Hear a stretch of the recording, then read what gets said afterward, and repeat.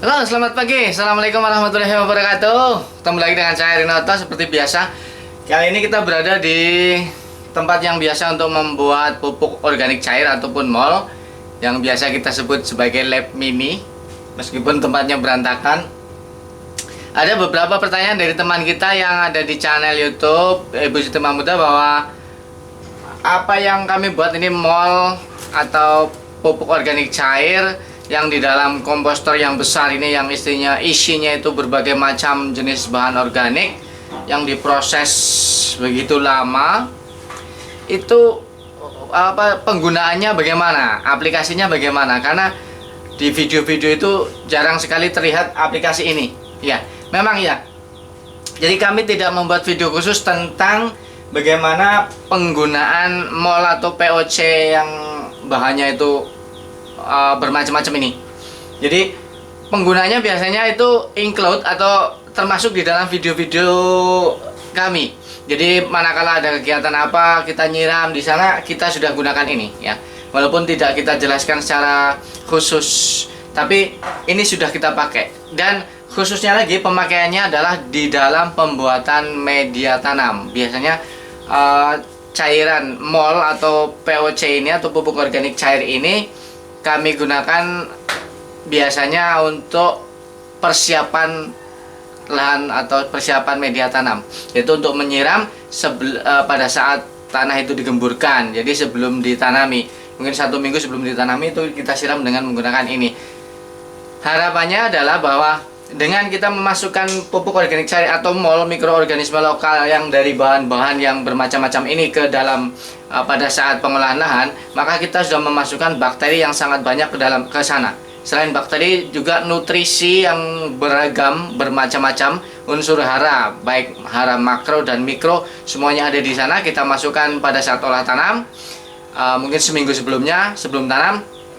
Maka dengan demikian, lahan yang akan kita tanami nanti itu sudah mengandung berbagai macam unsur lengkap, unsur haranya, kemudian mengandung berbagai macam mikroorganisme yang nanti kedepannya mikroorganisme tersebut akan bekerja, bertugas mengurai bahan-bahan organik yang kita berikan ke media tanam tersebut. Misal pupuk kandang, kemudian ada jerami busuk, kemudian ada sekam, ada mungkin limbah gergajian dan lain sebagainya. Mungkin juga potongan-potongan daun-daun kering yang ada di pekarangan. Semuanya akan diurai oleh mikroorganisme yang kita berikan melalui POC atau mol ini. Selain sebenarnya di tanah juga sudah banyak mikroorganisme, tapi untuk mau lebih mempercepat lagi, kita masukkan karena memang kita punya itu.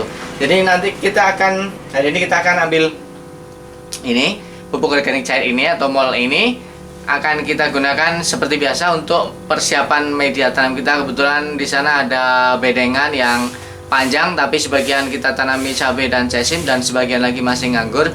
Nanti rencana akan kita tabur bibit kangkung. Kemarin kita beli kangkung 1 bungkus 10.000. Oke, kita akan ambil nanti termasuk juga ini komposti ya. Komposti 1 ember dan nanti air lindi ini 1 galon. Jadi kita akan gunakan 2 ember lah ya untuk persiapan media tanam yang ada di sebelah timur rumah. Oke, kita akan isi dan kita langsung ke sana nanti.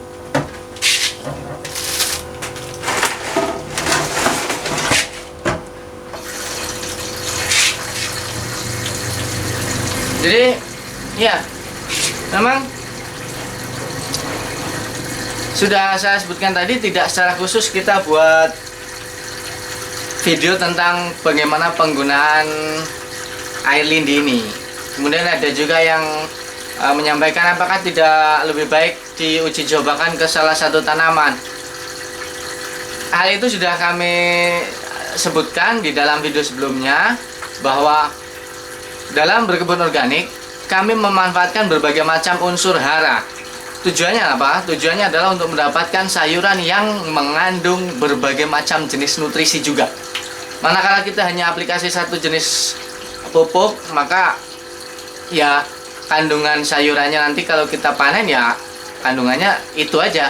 Tapi kalau kita memasukkan beberapa jenis pupuk ya yang kita miliki utamanya, otomatis nanti kalau panen itu sayurannya itu mengandung berbagai macam jenis nutrisi. Itu alasan kami tidak menggunakan salah satu jenis pupuk baik cair maupun padat yang kita miliki, tetapi pemakaiannya adalah bebarengan ya, bareng sama, kerjasama antara pupuk padat, pupuk cair, pokoknya semua yang kita miliki kita aplikasikan ke semua tanaman, sehingga tadi sudah saya sebutkan nutrisi yang kita peroleh dari tanaman itu nanti akan lebih beragam sehingga lebih menyehatkan.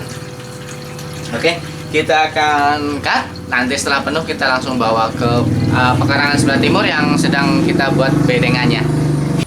Ya, kita sudah berada di areal yang akan kita berikan pupuk dasar, yaitu berupa pupuk kandang. Ini sudah kita berikan pupuk kandang. Ini kemarin sudah kita olah, kita cangkul, kita gemburkan lagi, kemudian kita beri pupuk kandang. Semuanya merata di tengah-tengah. Nanti kita akan aduk lagi dengan menggunakan itu garukan pakai besi ya, bukan dari cangkul, supaya bisa tercampur rata. Kemudian langkah selanjutnya adalah kita memberikan pupuk dasar, yaitu pupuk cair menggunakan air lindi, kemudian komposti juga. Oh ya, yang ini komposti, kemudian yang ini air lindi. Seperti yang ditanyakan bahwa untuk membuat video aplikasi khusus tentang air lindi. Nah, ini dia. Air lindi biasa kita gunakan untuk sebagai pupuk dasar saja pada saat pengolahan tanah. Kita siramkan sebelum tanaman kita tanam. Jadi karena ini mengandung banyak sekali mikroorganisme, maka fungsinya nanti akan mengurai unsur bahan-bahan organik yang ada di media tanam yang kita olah. Kemudian setelah 1 minggu kemudian kita tanami, di dalam media tanam ini sudah banyak sekali terkandung unsur hara yang akan nanti siap diserap oleh tanaman. Oke, caranya langsung saja, kita hanya tinggal butuh siram saja langsung. Kalau ini kompostinya tidak kita tambahkan air apa-apa, kita tinggal siram saja ini langsung ke media tanam. Tujuannya untuk memasukkan unsur hara plus mikroorganisme atau mol ke dalam media tanam ini pada saat olah tanam ya, sehingga nanti 1 minggu ke depan, paling cepat 3 hari, itu sudah bisa kita tanami. Dan lahan ini, media tanam ini sudah mengandung banyak sekali unsur hara dan mikroorganisme. Iya, casimnya yang disiram, casimnya mas. Itu yang kecil, tanaman kecil-kecil itu kan casim. Itu disiram. Nah itu.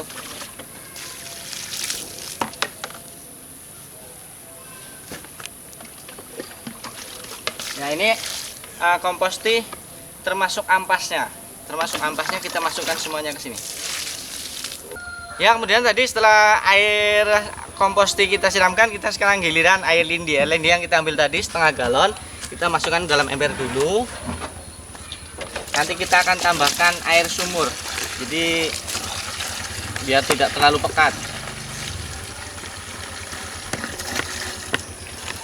Jadi air lindi ini mengandung berbagai macam jenis mikroorganisme dan unsur hara, karena kita buat dengan menggunakan bahan-bahan yang beragam ya.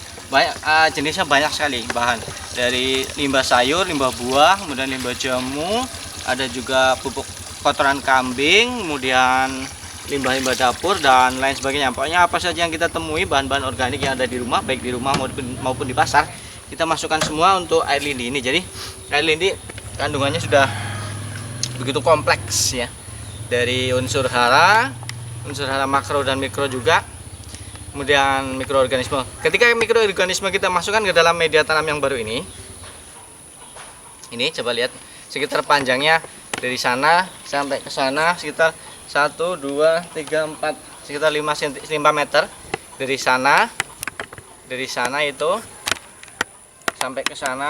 Terus ini di atas sudah kita berikan bahan organik, yaitu pupuk kotoran sapi tapi yang belum begitu matang.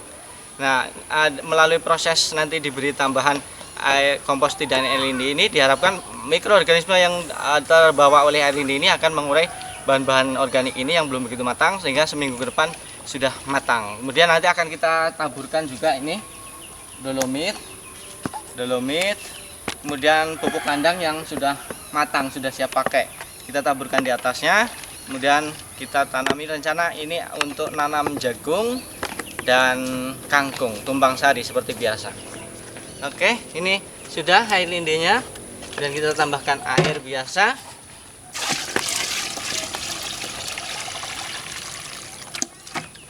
Ya, Jadi intinya kita memasukkan mikroorganisme sebanyak mungkin ke media tanam. Kalau dalam hal ini adalah bedengan, sehingga nanti ketika tanaman sudah siap ditanam, unsur hara di dalam bedengan ini sudah siap untuk diserap oleh tanaman. Dengan banyaknya mikroorganisme ini, maka bahan-bahan organik yang ada di media tanam ini bisa maksimal terurai, sehingga menjadi unsur hara yang siap diserap oleh tanaman. Inilah fungsi mikroorganisme yang kita berikan. Ya, padahal di alam ini sudah banyak sekali sih mikroorganisme ya, yang tugasnya sama saja mengurai bahan organik, namun jumlahnya terbatas. Apalagi nanti kalau sudah kita beri tanaman, maka tugasnya akan keteter, akan kewalahan. Oleh karena itu kita tambahkan mikroorganisme sendiri.